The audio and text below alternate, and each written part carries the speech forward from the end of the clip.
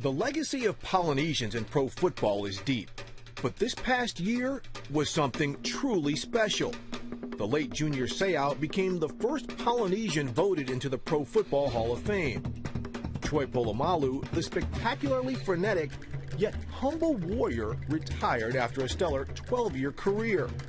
Quarterback Marcus Mariota was selected second overall in the 2015 NFL Draft, the highest drafted Polynesian ever. And 5 of the top 66 players drafted in 2015 were of Polynesian descent. Why do you think football is such an important part of the fabric? It embodies our culture, without a doubt. We come from a deep history of farmers, self-sustainers, fishermen, warriors, everything that requires physical labor. And we exercise that. I honestly don't know that there's a sport that embodies more of a people and a culture than American football does, because it's not a sport that's native to us. We've learned it from Americans. As we have immigrated to the States, we gravitated to that sport because it's the closest to what our culture embodies. We're warriors. It's kind of the way we live. Growing up in Hawaii, it was always about, what high school you're going to go to, what high school you're going to play football for. Football is just such a big deal. Humility, discipline, everything that our culture embodies permeates each and every one of us, and we just are able to display that on the field. While Seau, Polamalu, and former Pro Bowl talent Wyche and Jesse Sapolu are among the most revered Polynesian players ever, it is Mariota, entering his second season with the Titans, who's looked to as the special one.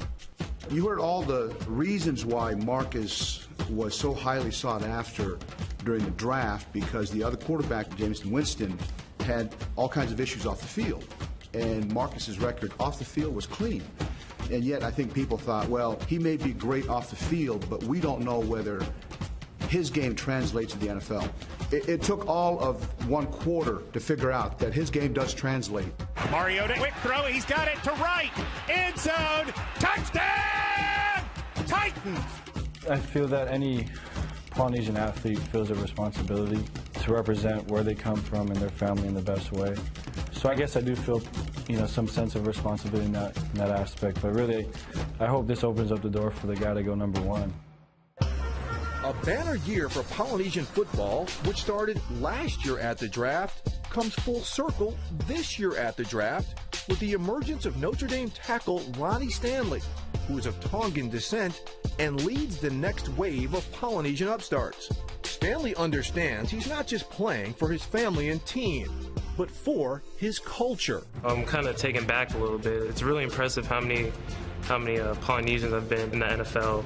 It's all about the culture, and that's what we all represent. We go out there on the field. We know what we're playing for. We know what we're representing every day.